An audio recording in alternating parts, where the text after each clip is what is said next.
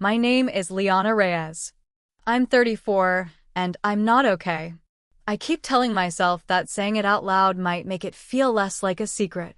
Less like something I have to carry in silence while everyone else thinks I've moved on. But I haven't. Not really. Not from him. I loved Marcus for almost 6 years. That's over 2,000 days of him being the first person I texted in the morning and the last voice I heard before I fell asleep. It wasn't just love. It was safety, routine, touch, the way his hand fit into the small of my back when we crossed the street, the way he'd lean in and kiss my shoulder while I cooked like it was muscle memory. Sometimes he did it mid-sentence, and I'd melt like my body knew it was being claimed. We used to laugh about everything. We had this game, this stupid little game, where we'd try to outgross each other with morning breath. I remember that more vividly than I should. Him chasing me around the apartment, both of us unshowered, me screaming and laughing while he'd say, "You can't run from this kind of love, Lee." God, that version of us feels like a memory from someone else's life now. It's funny how love can feel warm until one day it doesn't. And the shift is never dramatic, not at first. It's gradual. A slow eroding of sweetness. Like that night last October when we were lying on the couch watching a movie and I tucked my legs under his. I reached out to kiss him, and he kissed me back, but not really. It was the kind of kiss someone gives when they think they should. His lips were soft, but there was no pull, no tension, no heat. I felt it instantly, the absence. Or the mornings when we'd cuddle, and I'd wrap myself around him like always. He didn't pull away, but he didn't press back either. Like I was there, but not needed. Present, but no longer exciting. I started feeling like a checkbox. Something already acquired. I told myself I was overthinking. That long-term love just loses the spark, and this was normal. But I knew it wasn't. Because every time I hinted at the future, marriage, a home, maybe even kids, he'd nod vaguely or change the subject. Once, I asked him directly, half joking, "So, are we gonna be that couple that waits 10 years to get married and ends up co-parenting a dog instead of a baby?" He laughed. Then he said, "Let's not ruin what's good by trying to label it." I remember smiling. I remember laughing too. But my stomach dropped. That sentence clung to me for days after. Let's not ruin what's good. He was basically telling me this is it. No promises. No ring. Just this. And still, I stayed. I stayed because when you've given so many years of your heart to someone, it's hard to walk away without feeling like you're leaving pieces of yourself behind. It's not just a breakup, it's a self-erasure. But the exact moment I knew it was truly different, it was raining. A stupid, cold, gray Tuesday. I came home from work soaked because I forgot my umbrella. I walked into the apartment, dripping, tired, and freezing. Marcus looked up from his laptop on the couch, didn't even stand. He said, "Oh, damn. Rough day?" I waited for him to come over, to pull me into him, to kiss my wet forehead like he used to. But he just looked back at the screen and said, "You should probably change or you'll catch something." And that was it. No hug. No warmth. That was the night I realized I had stopped being his home and had just become the woman who lived there. Marcus was a trauma nurse. He lived in chaos, made decisions under pressure, stitched people back together while blood pooled on sterile floors. And I admired him for it at first. There was something magnetic about the way he carried that calm, that composure. Like no matter what happened, he'd know what to do. But sometimes, I wished he could apply that same precision to us. I used to sit on the couch, legs curled under me, waiting for him to come home. He'd arrive after midnight, smelling like antiseptic and tired adrenaline, and collapse into me.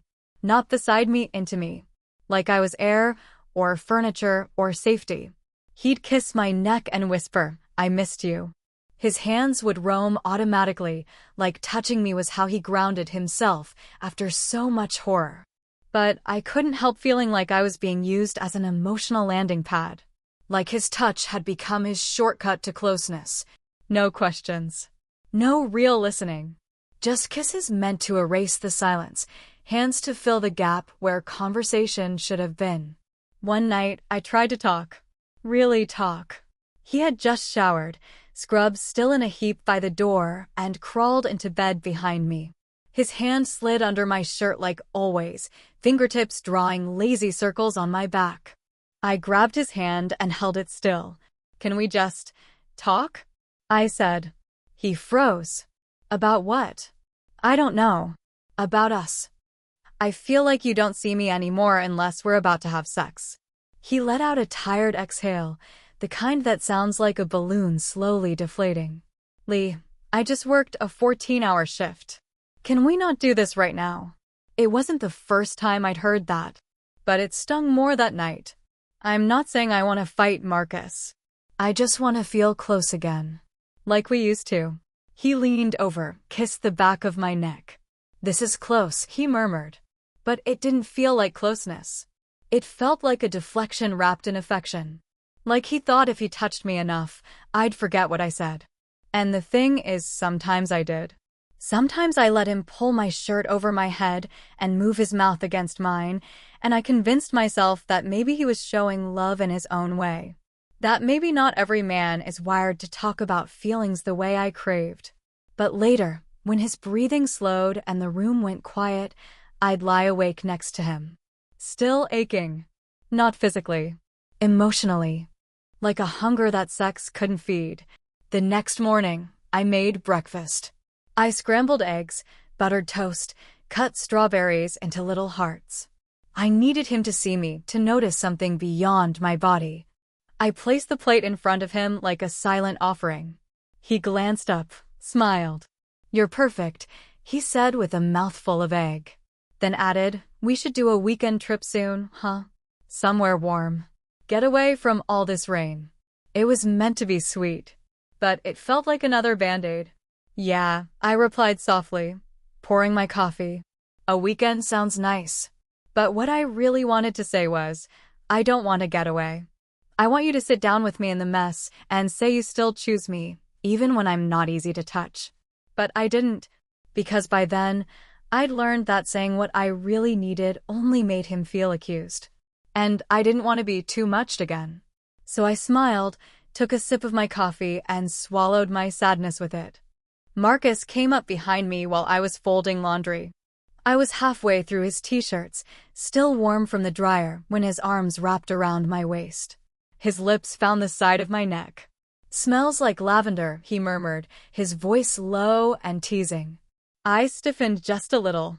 Not enough to be obvious, but enough for my body to register the discomfort before my brain could explain it away. His hands slid down my hips. "Did you miss me today?" I wanted to laugh, or say yes, or lean back into him the way I used to, but all I could think about was how I'd spent the entire day replaying our last conversation, if you could even call it that. Me trying to explain that I needed more, and him shutting it down like I was asking for too much after his long shift. So instead of melting, I stiffened. "I'm kinda in the middle of something," I said, gently shifting out of his arms and continuing to fold the laundry. He paused behind me, then stepped back like I'd zapped him. "Right. Sorry." I hated how small his voice sounded when I turned him down. But I also hated that I was always the one expected to make space. Space for his exhaustion. Space for his silence. Space for him to get around to loving me on his terms. Later that night, we were brushing our teeth side by side in the bathroom mirror. He reached for my waist again, smiling through the foam in his mouth like some adorable toothpaste monster. It was cute. And familiar. A version of us that used to make me giggle. I gave a half-hearted smile back. Then, as we turned toward bed, he gave me a playful slap on the butt, the way he used to when things were still effortless between us. But this time it felt off. Too familiar for how distant we'd been lately. I flinched, barely, and turned to face him. "Marcus," I said, more startled than angry. He blinked. "What?" "I've done that 1,000 times. "Yeah, I know. Just, can we not tonight?" He raised both eyebrows. "Okay. Didn't know touching my girlfriend was a crime now." And there it was, the guilt, served back to me like a dirty plate. I opened my mouth to explain, to tell him it wasn't that, but the words knotted in my throat. "I'm tired," I said instead. "Can we just sleep?" He didn't reply. He climbed into bed, turned off the lamp on his side, and lay down without another word. I climbed in next to him, the space between us suddenly feeling vast, like we were on opposite shores of the same mattress. I turned away from him and stared at the wall. He shifted closer, maybe hoping I'd reach back.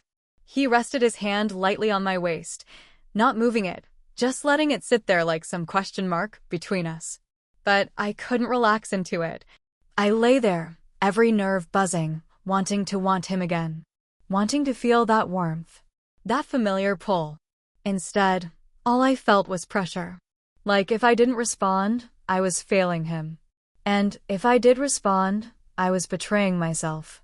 So I waited until his breathing deepened and gently moved his hand off me.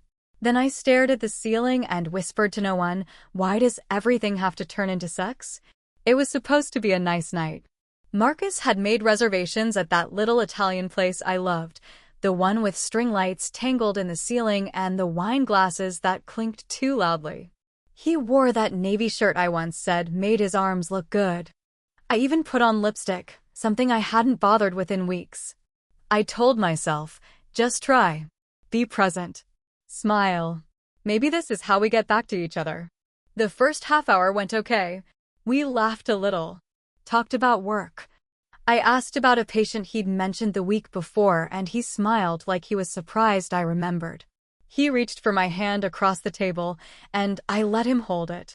His thumb stroked the back of mine like he used to do before we kissed for the first time. Then he said it. "I've been thinking, maybe we should plan a trip to Santorini." I blinked. "A trip?" "Yeah. You always said you wanted to go. White rooftops, blue water. I figure we could take a couple weeks off in the fall and a vacation," I said, cutting him off more sharply than I meant to. He paused, looking confused. "Yeah, just us. Something romantic." And suddenly it all boiled up. The exhaustion. The silence. The way every time I asked for emotional connection, he handed me physical plans, material things, more band-aids. My voice cracked before I could stop it. "You think Santorini is going to fix us?" "Liana," he said, quiet, unsure.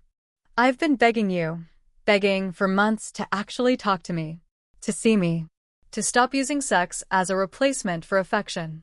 And now you think a 2-week vacation will magically make me feel wanted again." His face darkened, his grip on the wine glass tightening. "I'm trying, Lee. What do you want me to do? I work 12-hour shifts, and I still plan things, take you out, show up. You act like that doesn't count for anything." I could feel it happening, the heat rushing to my cheeks, the tightness in my chest, the tears pushing past the edge. "I wanted you to propose, Marcus." The words came out louder than I intended, landing between us like a stone dropped in water. His brows pulled together. "What?" I waited. "For years. I told you what I wanted, and you acted like I was asking for too much. Like marriage was this big risk, and you just needed more time. So I waited. I shrank myself for you. I made excuses for you. And now here we are, 5.5 years in, and I'm still the girlfriend being taken out to dinner to be pacified." The table was quiet. The hum of other conversations buzzed around us like background static. Marcus looked down, his jaw tight, lips pressed together like he was holding back everything he really wanted to say. Then he said, "I didn't know you felt this way." That broke me. "You did.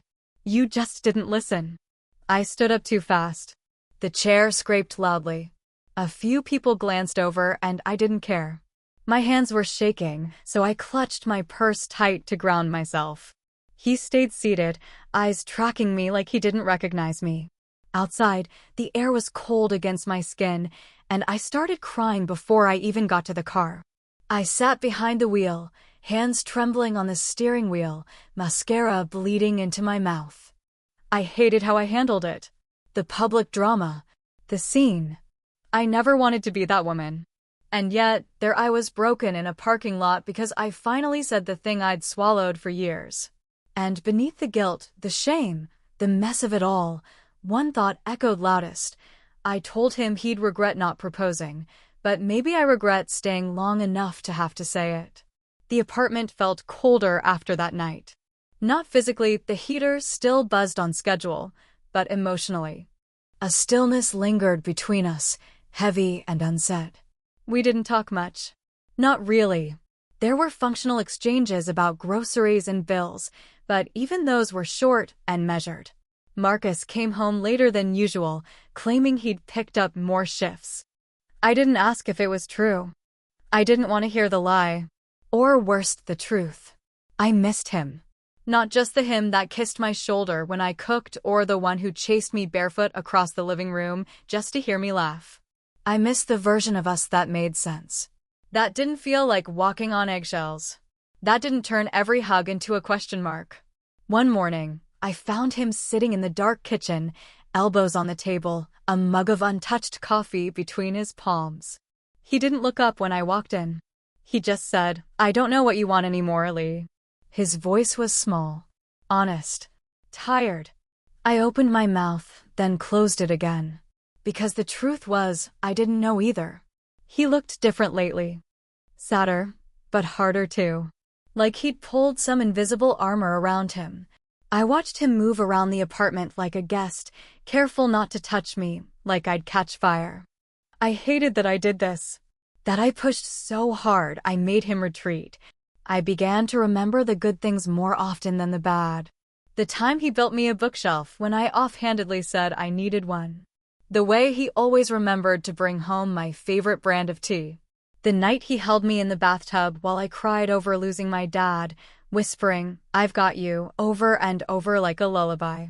He wasn't a villain. He never was. He was just a man trying to keep up. And I was a woman slowly drowning in unmet needs neither of us knew how to name. One Sunday, I watched him from across the room. He was folding laundry, one shirt at a time, like he was afraid if he moved too fast, the whole pile might collapse. I saw the slump in his shoulders, the tired eyes, the pain he didn't know how to express, because love was something he did, not something he said. That was always our divide. He showed love in acts. I needed it in words, in emotional presence. Neither of us was wrong, but both of us felt wronged. I walked over and stood beside him, reaching for a towel. Our hands brushed. He didn't pull away, but he didn't look up either. "I've been thinking," I said quietly. He paused, waiting. "I don't know if we can fix this," I continued, voice trembling. "But I don't want us to end like this. Not in silence. Not with both of us pretending we don't miss each other."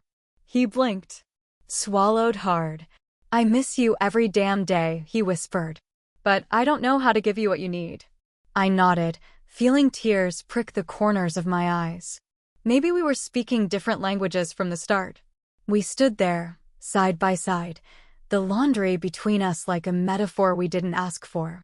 That night, I didn't sleep. I stared at the ceiling again, but this time, with clarity growing slowly in my chest like a painful bloom. It wasn't that I didn't love him. I loved him more than I thought possible. But love, without understanding, without growth, eventually becomes a quiet kind of grief. And so, the next morning, I made the decision I'd avoided for too long. I was going to leave. Not to punish him, but to finally choose myself. I didn't move out right away. There was still rent to figure out. A spare room at my sister's that needed clearing. A quiet guilt gnawing at me for the slow way I was leaving, like peeling off a bandage millimeter by millimeter. Marcus didn't ask questions. He just started coming home even later, some nights not at all. I stopped waiting up.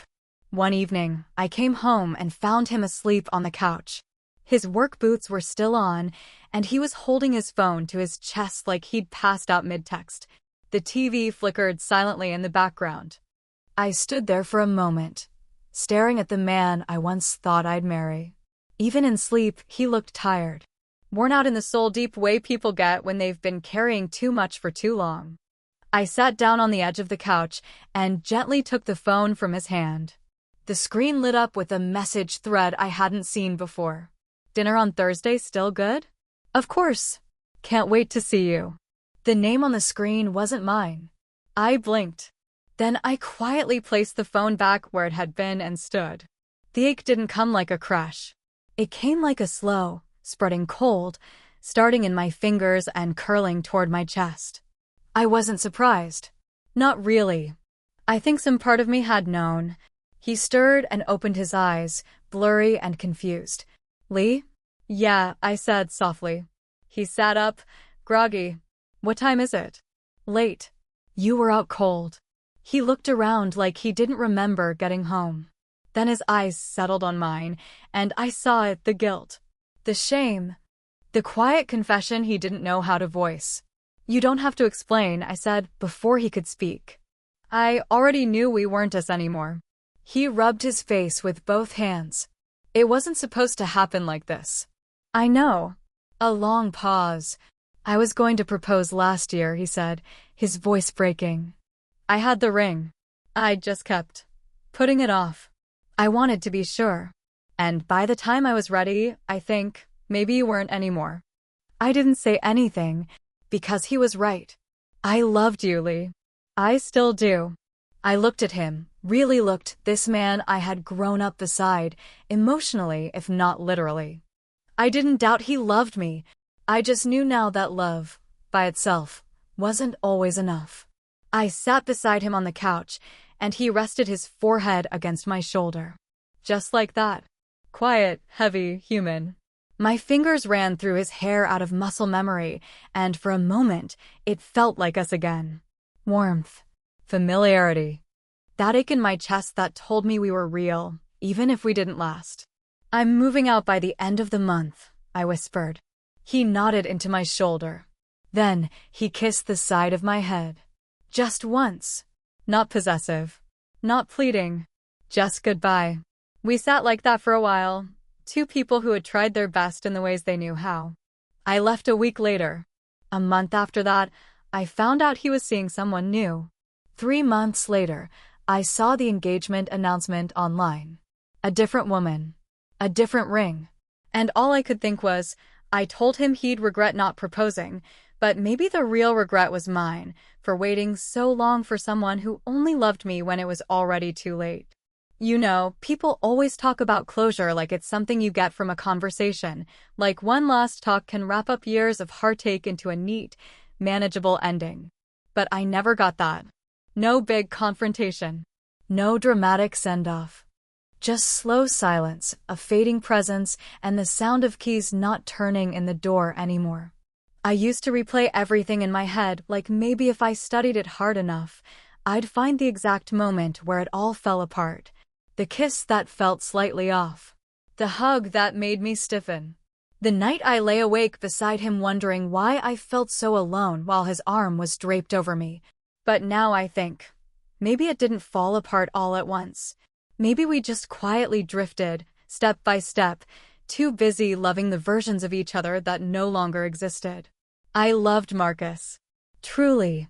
I loved his quiet steadiness, the way he'd rest his hand on the small of my back in crowded places, like I was his home base. I loved the way he made coffee exactly the way I liked it without asking, how he remembered the stories I told in passing.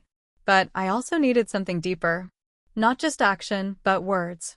Not just affection, but emotional intimacy. I needed to feel seen. Known. Held, not just in arms, but in presence. And he tried in his own way. I see that now. He wasn't a villain. He was just a man trying to love in the only language he knew. And I was a woman waiting for him to translate what he didn't understand. We were both doing our best, but sometimes your best isn't enough to save a relationship. And that doesn't make you a failure. It just makes you human. When I saw his engagement announcement, it didn't gut me the way I thought it would. It stung, sure. The way an old scar does when you press on it just a little too hard. But mostly, it made me sad. Not because he found someone else, but because I realized he could be that man, the one who proposes, the one who shows up, just not for me. And that's the part no one prepares you for. Not the heartbreak, but the replacement. I spent so long waiting for him to choose me, to be ready, to see me. I convinced myself that patience was love, that shrinking myself was loyalty, that silence was strength. But now, standing here on the other side, I've learned something I wish I'd known sooner. Love shouldn't feel like waiting in a hallway hoping someone finally opens the door. It should feel like being invited in. It should feel like safety and fire at the same time, not one or the other. I don't hate him. I don't wish him harm. But I also don't want to go back. Because somewhere along the way, in the wreckage of our almost, I found myself again. And that version of me? She doesn't wait anymore. She doesn't beg to be chosen. She chooses herself, every single time. So, if you're listening to this, and you're where I was a half in, half gone, hoping someone will finally give you the thing they keep holding just out of reach, please hear me. You deserve more than almost. You deserve more than crumbs. You deserve the kind of love that doesn't need convincing. And if you have to spend years waiting for it to arrive, it's probably not coming. Walk away, not to hurt them, but to save you. E1,